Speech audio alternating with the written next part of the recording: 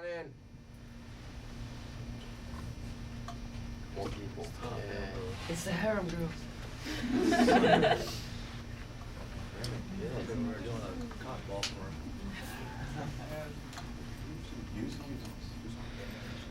A lot of the stuff, if you're looking for it, and it's almost worth your time to, especially if it's a fairly recognizable costume. There's probably somebody out there that's already doing it, and what a lot of us do in order to make our stuff and afford to do it is we'll build stuff and then we'll sell stuff to to offset some of the research and development that we spend coming up with it. So you might be able to actually save a little bit of money and find somebody that's already done something.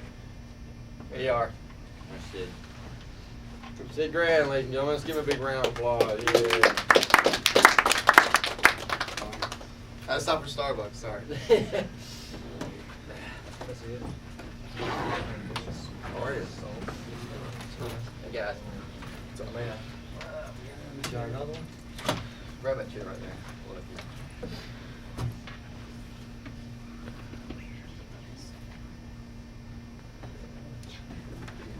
I don't have mine. Anybody know what that's from? Who said that? There you go. There you go. Pretty sure. We were just talking. They were mainly asking. Anybody about- play Halo? We made over 50 Master Chief suits for Microsoft. That we brought. Actually, it's one of my batteries. Oh, that's kind of dead. Very nice. Like I said, Sid's our sculptor. He does a lot of sculpting work and comes up with really original pieces.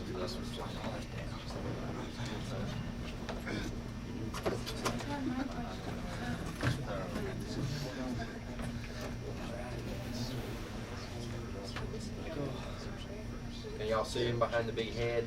No, but that's okay because I like looking at it 'cause it's furry. That's his original Predator he did. Can you hold that over there? Can. No, I haven't seen it. Is this one you put together?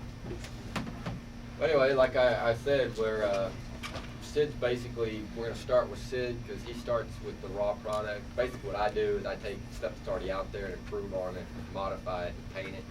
Sid's the guy that starts from, hey, that looks really cool, and he'll start sculpting it. I'll let him go into his details on where he gets the ideas, concepts, and stuff. Okay. Basically, everyone in this room probably has made some kind of costume before. Part of the problems with costumes is there's always a hard piece, whether it's like a piece of armor or sword or gun. If you're going to do a full suit of armor, that's really hard. No one's going to try to attempt that right off the back. Basically, do you want to get into how we do things, how we make them? This is Caleb, by the way. We start with high density foam, sort of the kind that you would that would be in the bottom of fake plant buckets where you stick the flowers in.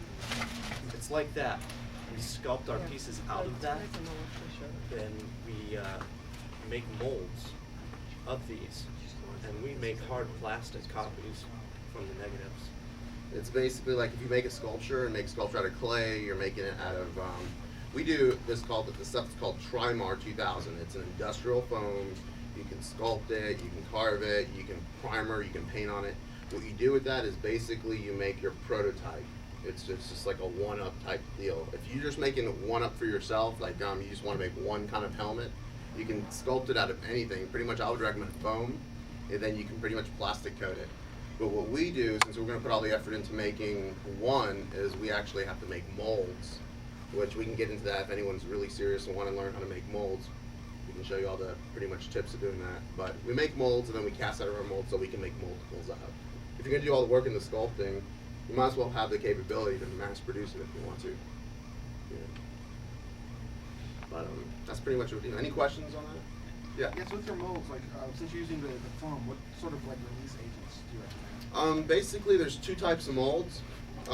One's a rubber mold, and the other one's a silicone mold. The difference is silicone is a type of rubber, but it actually has release agents already in the silicone. Similar to the regular silicone you can buy off you know, like the silicone you buy out tubes at Home Depot. But of course I would never use that because it'll actually stick to the piece permanently. A lot of the molds that we make out of silicone is basically a brushable application, just like the rubber. You can paint on, you mix up two pieces of liquid together, you paint it on, and you just build it up in layers until your rubber's really thick, and that's pretty much what we use. For rubber molds hold curves better. Silicone molds hold detail better. So based upon how many of the pieces you want as well, since silicone molds you can pull out about 120, rubber you can pull out about 40. Yeah, that's the big difference. If you're going to spend the money for a mold and you want to spend a lot of money, you go with the silicone mold. Silicone mold will allow you to pop plastic castings out of your molds, and you can do it 200 times if you really take care of your mold. But then if you go with a lower quality rubber mold, you can get the nice quality pulls out of it. There's a lot more maintenance, and you're never going to get as many. You're not going to get 200 pulls out of a rubber mold. You'll be able to get, I'd say about 40 to 50, depending on how you take care of it. I was like, oh no!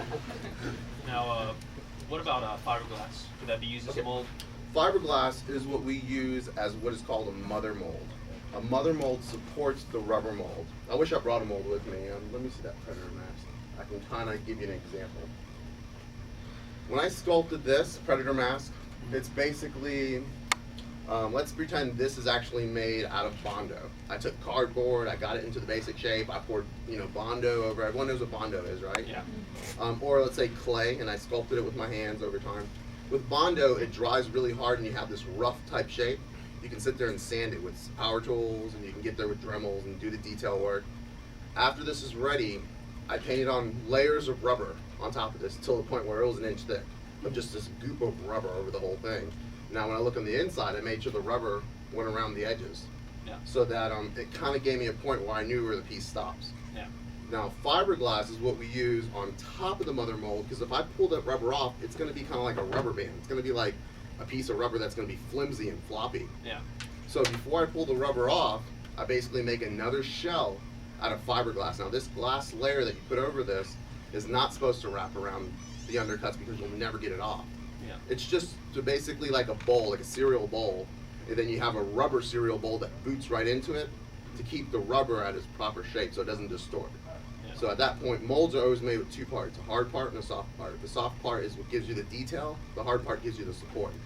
And that's where you use fiberglass from. What about if you wanted to make that out of fiberglass? Could you use the same molding process, or you have to use something else? The mold that I use, the rubber molds and the silicone molds I use, I can cast. Now there's two parts of molds. There's a mold, which is a negative of what you have, and then there's castings. Castings are the pieces that you pull out of the mold. If you're going to cast something out of ceramic or whatever, the molds I use, I can cast fiberglass out of it. I don't like dealing with fiberglass. A lot of people, they're kind of under the misconception that fiberglass, oh, if that armor suit's made of fiberglass, or you see people advertise their pieces made of fiberglass, like fiberglass really is the best thing. It's not. It's really not. It's messy. You get all this like, fiber inside, and it's like scratchy. Stuff like that. So it's not on the inside, sticking to your face. It Yeah. smells too. If you've ever worn Oh my a gosh. mask, it'll run Yeah, out that of tears smell in about will 5 not minutes. go away. But you can pour out a fiberglass out of our molds. We use industrial polymer plastics, which is this is what this is. If you guys want to pass this around, and you guys can kind of feel it. It's as strong as fiberglass. It gives it a cooler feel, and you can work with it easier. You can sand it, you can Dremel it, you can drill it. It has a very slight flexibility. But if you feel this, it's not vacuum formed. It's not, a lot of things are made of vacuum form, which is good for if you're making stormtrooper suits and you're gonna make a billion of them, that's good. But I know if you take a guy with a stormtrooper suit out of vacuum form, and then we make a stormtrooper suit out of our stuff, there's no comparison. They're gonna look at it and say, I'd rather have this fully armored suit, rather than a vacuum form suit. This is vacuum formed ABS.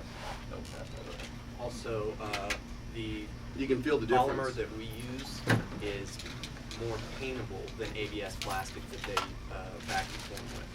Yeah, is you it right? can- You have to tint that stuff before you make it. Right. That's like That stuff actually comes tinted pre-tinted. before it comes. That's actually The color a of the high glass. gloss ABS pulled, and that's a totally different process. You got a lot of machines involved. You got to heat the plastic up. It's very, very temperamental because you have to get it to a certain temperature. Anything above that temperature, it starts to stretch and thin out. Anything below that temperature, and you don't get a good clean pull. So it's almost a science to it. There's a lot of people out there doing it. There's very few doing it right. Yeah, spectacular Yeah. for Legos, but you know, it's, Well, If you you're know, pulling same out white process. pieces or black pieces, ABS can be okay. Yeah. But if you're wanting to paint your end product, like these right here, you want Yeah. to go with the different material. It's tough to get it to paint. That's mainly what I specialize in, is painting it, and I get a lot of business because there's not a lot of people out there doing it right. It'll flake off. Yeah. You got to sand it. You got to prime it. You got to put adhesion factor or adhesion chemicals on it to make it actually stick to it. Same thing with these. These are actually Don Post rubber masks that you can buy at J.C. or wherever, but you won't see them looking like this because I take them, learn how to get the paint to stick to them, and then I paint and clear coat them and change them. With Vaderpainter, I was calling Vader all the time. What Bob does basically in the world of prop making is he takes the average vacuform suit, or we're actually going to start using him with our studio. He's become one of those people that we feel are going to actually improve the overall world of prop making. But what he does is actually take something that people normally won't paint because they don't have the skill to paint vacuform, and he'll actually sit there and get it down like a science. He knows how to sand it with what kind of grit, knows what kind of flex primer to put on it so that when the piece is flexing and this and that, it flexes with it.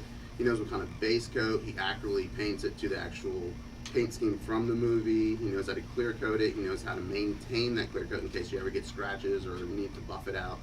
He really takes the armor, and it's funny, he has a slogan, "We bring your armor to life." He actually does. He takes your armor from being very amateurish to making it where it can be movie quality. Yeah. I've seen his stuff better than movie quality. I've actually seen the real Vader helmet that they used in Empire Strikes Back is the only one I got to see. They made several different kinds, and it's nowhere near to the quality that you see with his stuff. It's really, you're not dealing with apple and oranges. You're really dealing with oranges and oranges, but he makes his orange, huge compared to other stuff that's out there. And then we'll talk a little bit about props. Derek's usually pretty good about finding and locating stuff. A lot of you've seen Star Wars. Probably a lot of you don't know that these are actually found props. Maybe you do, if any of you are big. They're actually flash strobes. You see a lot of flashes going off here. Back in the 50s, if you look, in the 40s, they had a camera and they had a flash deal here. Well, when they were making Star Wars, they didn't have this big, gigantic budget. They had very, very little money to deal with. These are actually flash tubes. This one's a Highland Synchronar, and it actually says it on it. I would pass it around with the grip to come off. Y'all are welcome to come up afterwards, pick it up, look at it. Just if anything falls off, it'll stay up here. And this is Derek's. This is a Graflex unit here. That's the Luke, Luke. A New Hope. And this is Vader's saber. This actually I use it on my costume. At the time, now they're bringing about $500 or $600 on eBay, but there was a time where you could pick these things up for about $25 because they're old and they got tons of them laying around. Same thing with this. If you find somebody who doesn't know what it is, you can pick them up pretty cheap. Derek, you want to tell them what that is? And since, does anybody know what this might be? Looks like an episode. Anybody know who It's uses like a it? blood dryer. They use a lot of Looks those like a too. heat gun, actually. This was Boba Fett's gun in Empire Strikes Back. It is made from a 1917 Webley and Scott flare gun. This is what the British paratroopers used. Lucas used a lot of old World War II, World War I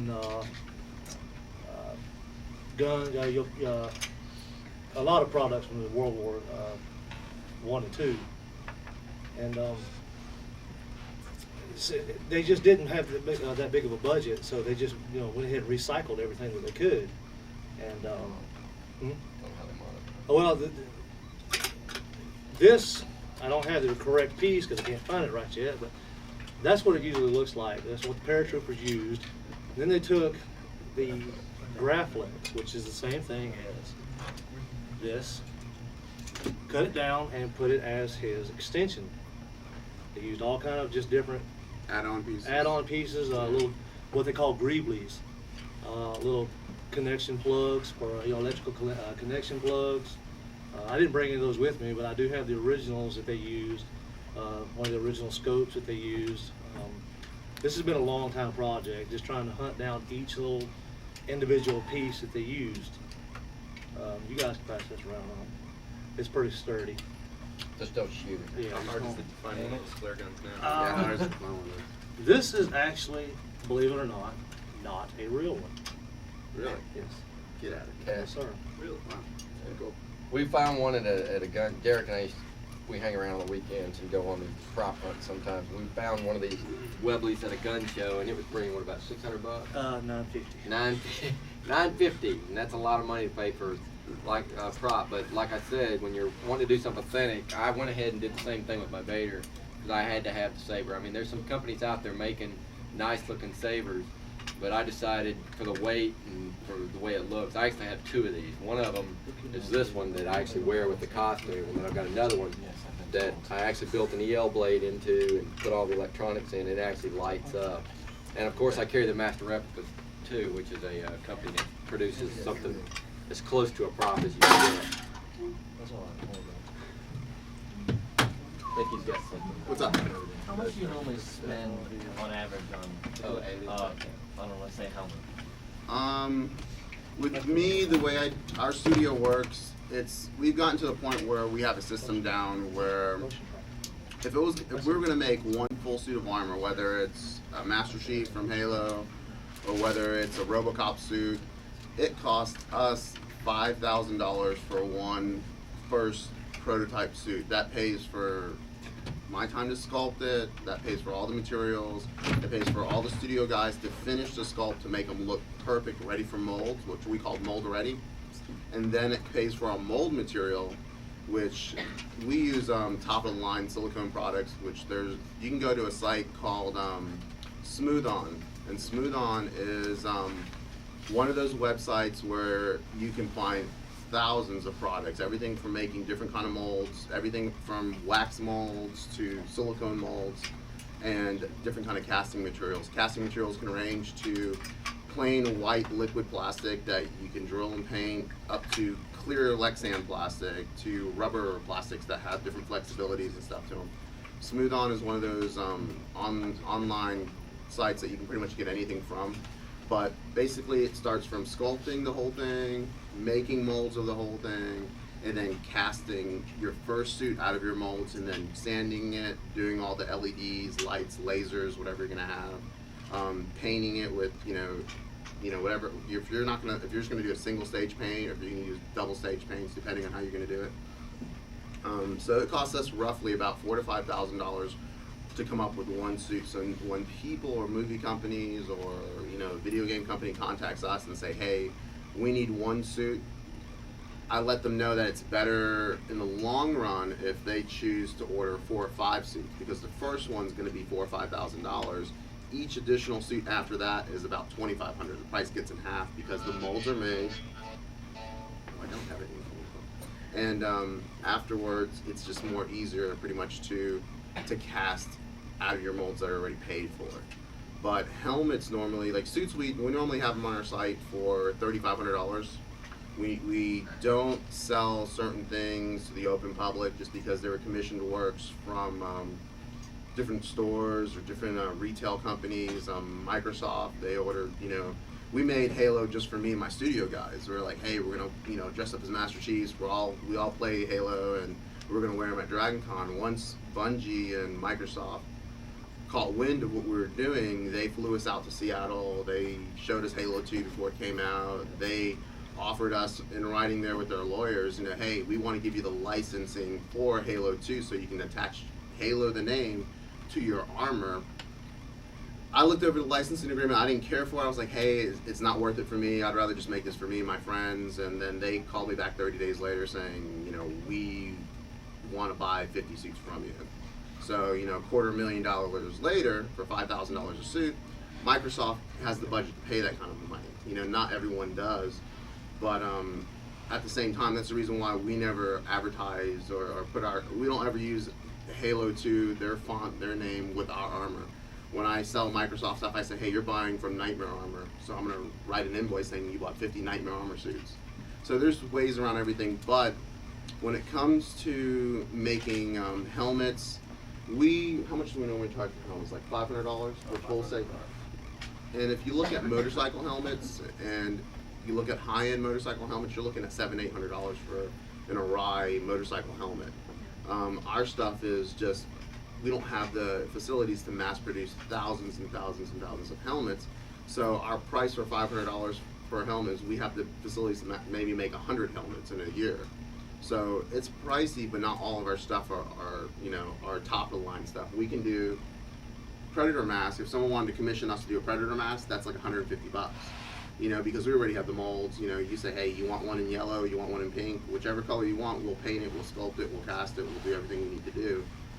Most of the time, if you're dealing with costumers, you're dealing with, is everyone familiar with cosplay.com? Okay, I figure it's more than that. We, obviously, I don't do this all the time, so I do have time for a girlfriend. So, she's big into cosplaying, and of course, girlfriends have friends that are big into cosplaying. So, we basically looked at it and said, you know what, we want to cater towards not only the high-end companies that can afford this kind of, prop building, but also the lower end where it's mostly people coming to conventions as cosplaying, whether they're going to do Ooh La La or whether they're going to do, Sailor Moon, or if a guy's going to go and try to do a Gundam suit. We want to cater to them as well, and of course that's going to be a lot cheaper of a product, but at the same time we think we can pretty much take what's available out there right now and up the standards with it. So if you're going to cosplay as, let's see, Happy Berry, anyone know what that is? Nobody knows what that is? Alright. What's a good cosplay? Girls, any girls out there? Characters? Like armor on it? Well, with anything. With armor or with Which one? cat girls? Cat girls, not familiar. You're familiar with that? Don't wear armor. You know what that is? Like There's a million different cat girls. Sandra from Inuyasha, she's got a lot of armored pieces on her. Okay, something like that. If it's a very popular cosplay character, we're able to take that. For instance, the cheat ears that you see out there. There's several people that make cheat ears. I know one guy in the past that made these cheat ears and poured them solid. He's like, yeah, I don't care. They're just gonna spend the money. They'll have to wear these big half-pound pieces on their head. And then I looked at him. I was like, well, you're gonna sell them for $100 each. They're investing a lot of money in this for them. They may work at Starbucks. They may work at Target. This is not, $100 may not mean a lot to you, but it's a lot to them. So to sit there and trust someone to make them a prop. So if I'm going to make something, we're not going to make something where you're going to have a lot to do with the work. It's going to come finished. It's going to come ready to go. You're not going to be disappointed. You're going to look at it and say, wow, I would have paid $200 for this. So you really have to look out for who's making props out there and who's not. Do your homework. See if they've been in magazines. See if they've, been an official, costume for anybody. I know you're the official Darth Vader for Celebration 2. I'd rather, if I didn't know anything about Darth Vader's and I had 5 people out there offering to paint my Darth Vader suit, do your homework. See who's the best, and you may end up spending a little bit more. You may end up saying, hey, if I spend this amount, which is average, it may end up being, better than average. So you'll usually find that you get what you pay for. Yeah, go on that's eBay, very true. And you'll see there. In fact, Ruby's popping out a Vader costume right now, which is causing me a little bit of problem with my sales. But Ruby's has popped out something for like $700. It's a Vader suit. There's no pictures of the suit up. They're basically showing you a picture of Darth Vader from Episode 3 and saying it's a deluxe helmet and stuff. I haven't seen it yet, but I've seen stuff Ruby's have done. And face it, they're a costume company. They're designed to crank out costumes. Back when I first did this helmet, this is my helmet I painted 6 years ago. When I first did this helmet, I went to Celebration 1, met Don Post. And I walked up to him and I was talking to him and telling him about the helmet, and he was impressed. And he said, yeah, I know your work. I've been on your website, which flattered the heck out of me because at the time I just basically started doing it. And I told him, I was telling him the whole process, how I do it, here's what adhesion stuff I use, here's what the paint is, here's how I shoot it. And telling him basically, here, this is how I do it. It's so much easier to do. Why don't you do it? And he turned around to me and it all made sense right then. He turned around and he said, son, I can crank out 200 helmets in a day and I can sell every one of them. He said, I haven't got time to paint them. He said, you go with that. He said, you have fun with it. He said, but I'm making my money just pulling the molds. And he told me, he says he's got about $30 in each helmet that he's selling for $125, $200. And what I do is when I get to the raw helmet, these helmets come, this is the classic action, it comes basically the way you see it inside here. flat black all the way. There's nothing to it. It comes with cheesy lenses in it, and the black plastic mesh down in here, and these are all cast in plastic too. It looks hideous. And that's originally how I started. It's like, wow, I want a cool Vader costume, but I bought the $500 Don Post, the big, nice deluxe edition helmet, but it was so big and bulky, and you'd move your head and it'd bang into you, and it weighed a ton. And I said, well, the classic action is actually pulled out of the same mold, but it just doesn't look good. So I went and I spent about a year figuring out how to paint it, what the paint scheme was, what paint would stick to it, and this is the first helmet I ever shot. I mean, the way it looks right now is the way I shot it 6 years ago. I basically just cleaned it up. When he says shot, he means sprayed with the sprayed with it. the Yeah, I spray sprayed gun. it with a paint Not gun. shot with a gun. Yeah. I started out with this one. I shot it. It's 3 basic, or actually 4 or 5. First thing I shoot is the black. I paint the whole helmet black, and then I shoot the silver, and I tape it off, and then I shoot the gray, and then it's got like 3 coats of clear on top of that. Then after I'm done with that, it's got to sit for about 72 hours straight to cure out, and then I put all the details. And I got a company that makes these are optical grade acrylic lenses. If you look at the ones that come in it, they're just pieces of black plastic, and you know they pop right out. I got another company that makes these out of machined aluminum. This stuff is readily available. It's a screen. I sell it on my website, but you can pick it up at Home Depot. It's a mesh they use to make when they're putting stucco on the walls. They staple this stuff up there. Yeah. I sell it for $5 a swatch. I pay about $5 for an 8 by 8 foot sheet. So, I mean, the cost on that is just, I mean, you could go buy a whole sheet and cut one little square out and you've got it for what I charge on my website for it. Because it's just a pain in the butt to cut it and ship it and paint it, because it'll come silver. And the rest of the helmet, it's like got a foam lining in it. The same thing with this one here. This one, actually a different process goes into it. That one was a TIE Fighter pilot helmet. I was trying to make a Baron Fell costume, which is supposedly Vader's wingman that survived the Death Star. And it's the same thing. The red stripes are painted. The silver here is painted. These are decals. This and all of the kills on the back, that's just my own idea here. Because if you ever see him, I thought, set him apart, make him a little different. That's a lot of what you guys are into too. Is you don't want to be the same thing as everything else. And what better way to flip it around, because you never see a TIE Fighter from the back. And I figured Vader's wingmen would be the badasses and they could do whatever they wanted to. So he would have all his kills on the back. So I had a company come up with these little things here. You see them all over the place now, because after I did it, everybody said, wow, that's so cool. And they got them like lined and on their armor and stuff. But I put it on the back basically where it was like you couldn't see it from the front when it was in the costume, but if I was behind, or a lot of times I'll take the helmet off and I'll pose for pictures and I'll flip it around or I'll hold it backwards so that you can see them. But that's basically, these stickers are vinyl, and what I did was I shot the clear. It's got about 4 coats of clear on it. I wet sanded it, shot it again, and when you come up here at the end, if you want to, you're welcome to come here and look.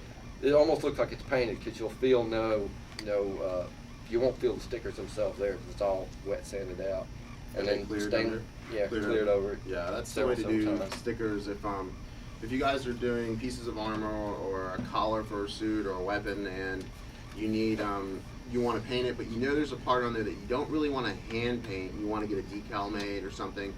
Just go to a sign shop, any vinyl shop. He's actually our vinyl guy. He's everything in my studio, but he has a computer, a laser cutter, and he did basically go in there and they plots out all the vinyl, cuts it, makes stickers for us.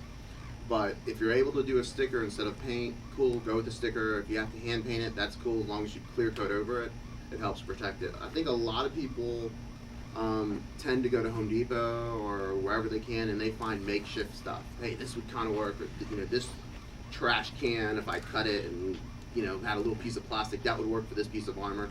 And that's how we all started. I remember when I was a kid, I took 2 butter knives and a rubber band, and I put them on my arm, and I was the Predator. I had 2 blades, And my mom's looking at me like, you better get that ready for dinner because we have to use those. But, it was one of those things where I was fortunate enough to stick with it and to keep going, and year after year you get better and better.